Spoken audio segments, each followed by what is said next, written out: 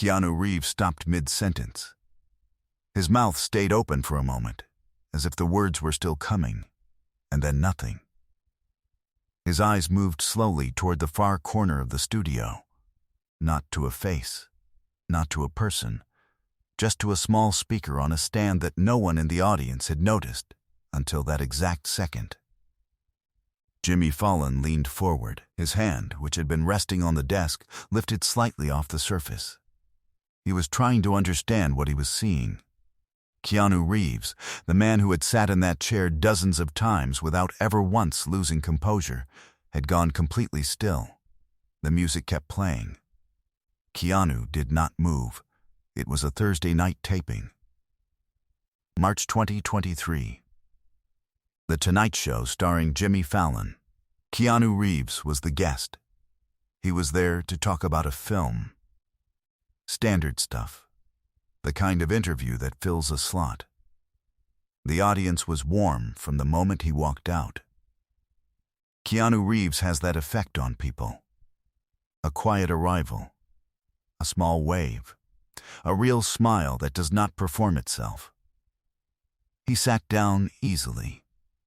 He looked comfortable. He looked like a man who had done this 100 times and still found some small pleasure in doing it again. Jimmy was relaxed. The band was loose. The questions were light.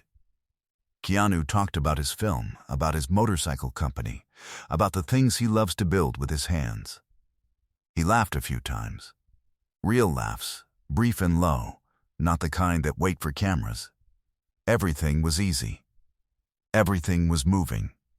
Then the segment ended, and a producer walked onto the stage carrying something small. The producer set it on the edge of the desk and stepped back. Jimmy introduced it with a brief word, something about a listener who had written in. Keanu nodded. He leaned forward slightly in his chair as the audio began. The sound that came from the speaker was not loud. Not polished, not a studio recording, just a voice. A woman's voice, slightly muffled by the quality of an old cassette tape converted to digital, the kind of warmth the microphone picks up when the room is small and no one is trying to be formal. She was reading something. A letter, it sounded like. Her voice was steady and unhurried, the voice of someone who had thought carefully about every word before speaking it. Keanu's expression changed before the first sentence was finished. His jaw tightened slightly. His chin dropped a fraction of an inch. His right hand, which had been resting open on his knee, closed slowly. Not a fist, just a hand finding itself. His eyes did not blink. The entire studio froze. The woman on the recording kept reading.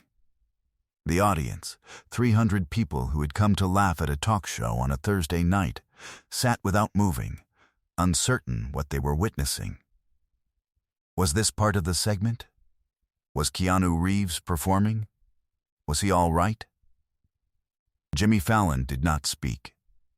He watched Keanu's face. His own expression had shifted into something private and careful. The face of a man watching something he did not plan for and does not know how to contain. The recording ended. The room stayed silent. And then Keanu Reeves said one word, barely above a whisper, but caught perfectly by his microphone. Daniel. 300 people held their breath. To understand what happened next, you need to understand what happened in 1986. Keanu Reeves wasn't always Keanu Reeves, icon, legend, and one of the most beloved human beings in Hollywood. In the fall of 1986, he was 19 years old and new to Los Angeles. No credits, no agent, no real plan beyond the one that every 19-year-old carries without quite believing it, that things will work out if you keep moving toward them. He had some acting classes behind him, a few small Toronto theater roles, and a specific kind of stillness that people noticed without being able to name. He was working afternoons at a pasta restaurant near the theater district to cover rent. The kind of place that keeps the lights low and the portions generous. He was saving for headshots. It was a Tuesday in October. He remembers it was warm for October, the kind of warmth that makes Los Angeles feel forgiving.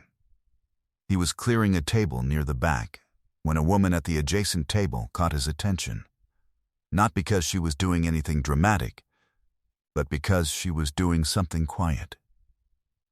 She was reading a handwritten letter aloud to a man sitting across from her, who was leaning forward with his eyes closed, listening. Not a romantic letter. Something else. The kind of words people say when they are trying to hold on to something before it changes. The man, her father, Keanu would learn later, had been diagnosed with early-stage Parkinson's disease 2 weeks before. He had been a pianist his entire life. He was 63 years old, and he had just been told that in all likelihood, his hands would eventually stop cooperating with the music he had spent 40 years learning to play.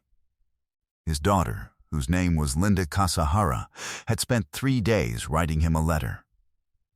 She was reading it to him in a pasta restaurant near the theater district on a warm Tuesday in October, because she needed him to hear her voice when he heard the words, not just see them on a page. Keanu set down the dishes he was carrying and stood still for a moment. He did not intend to speak. But when Linda finished reading and her father opened his eyes, and both of them were quiet in the particular way people are quiet when they have just passed something important between them, Keanu walked over. He apologized for interrupting. He said he had heard some of what she read, and that he was sorry, and that her father's playing must have been something extraordinary if it produced that kind of love in a daughter. Her father looked at him for a moment. And then he said, "You look like someone who needs to hear something." And he told Keanu to sit down. His name was Daniel Kasahara. He had come to Los Angeles from Osaka in 1964, at the age of 41, with a wife, a daughter, and a belief that music could hold a life together if you let it. He had taught piano lessons for 22 years out of a small house in Silver Lake. Hundreds of students, many of them who went on to careers in music. He charged what people could pay, and sometimes nothing at all. He told Keanu that the only difference between a good performer and a great one was not technique. It was the willingness to be present in the room, fully, without reservation, without protecting yourself from what the audience might feel. Keanu sat with the Kasaharas for 2 hours that evening. Linda gave him her number before they left. Not romantically, practically. She was a voice teacher at a small conservatory in Pasadena, and she told him that if he ever needed help with his breath control for stage work, she could give him a few sessions at no cost. She said her father had a particular gift for spotting people who were worth investing in, and that she trusted his instincts. Keanu called her the following week. Over the next 8 months, he spent dozens of afternoons in the Kasahara home in Silver Lake. He listened to Daniel play. He sat in on Linda's lessons. He learned things about being present in a room that he would carry for the rest of his life. Then, work took him north. A film, his first real one. The kind of opportunity you do not say no to at 19. He left with a handshake and a promise to write. He wrote twice. Life moved faster than he expected. Daniel Kasahara moved back to Osaka with Linda in 1989 to be closer to his family as his condition progressed. The address Keanu had for them stopped working. He never found a new one. He thought about Daniel Kasahara at unusual moments over the following decades. Before difficult scenes, before opening nights, in quiet rooms before things began. Linda Kasahara had been thinking about Keanu Reeves since November 2022, when her father passed away at the age of 101. Still lucid, still present, still capable of naming every piece of music he had ever loved. She was 78 years old. She had been diagnosed with congestive heart failure 6 months earlier. Her doctor had given her a careful and honest assessment. She found The Tonight Show's public submission address through her granddaughter. She recorded her letter on her phone, sitting at her kitchen table in Pasadena, the same city where she had once taught breath control to a 19-year-old who had not yet become anyone. She had not expected anyone to answer. Behind the scenes, Keanu Reeves had made a decision that defied every producer's expectation. The Tonight Show staff had no idea why Keanu had requested, personally and specifically, that a woman named Linda Kasahara be given a front-row seat for the taping. They knew only that the request had come directly from him. No explanation offered. "I just need her to be in the room," he had told the producer. Now the audience understood why the name had come out as a whisper. It wasn't confusion. It wasn't shock in the ordinary sense. It was recognition. The specific, disorienting recognition of a world you had filed away as finished suddenly reappearing in a room you thought you knew. The sound of Linda Kasahara's voice, reading her father's words, had walked into the Tonight Show studio on a Thursday in March 2023, and Keanu Reeves had heard it before a single person in that room understood what they were watching. He stood up slowly from his chair, deliberately his eyes scanning the first row of the audience. Linda Kasahara stood up too. 78 years old. White hair. A dark blue dress. Her hands clasped in front of her, trembling slightly. But this is the moment no one in the studio and no one watching at home ever saw coming. Keanu reached into his jacket pocket. He pulled out something small. A cassette tape. Old, the plastic housing yellowed at the edges. The label handwritten in black ink. The lettering slightly faded. The kind of cassette tape that has traveled through decades in pockets and drawers and the backs of boxes without being thrown away, because throwing it away was never a serious option. He held it out toward Linda Kasahara. His arm was not quite steady. Linda put her hand over her mouth. Jimmy Fallon stood up from behind his desk. He took one step forward and then stopped, understanding without being told that what was happening did not belong to him. "I've had this since 1987, Keanu said. His voice was low and precise. "Your father recorded it for me the last time I saw him. He said play it when you don't know what to do. I never played it. I never needed to. I just needed to know it existed." Linda walked toward the stage. The audience rose without anyone telling them to. She took the cassette tape from his hands. She held it in both of hers and looked down at it for a long moment. Her shoulders lifted once and then settled. "He knew," she said. "He told me, a few months before he died. He said there was a young man he met once, years ago. He said that young man was going to have a beautiful life. He was right about everything," Keanu said. Every single thing. Jimmy Fallon turned away from his own cameras.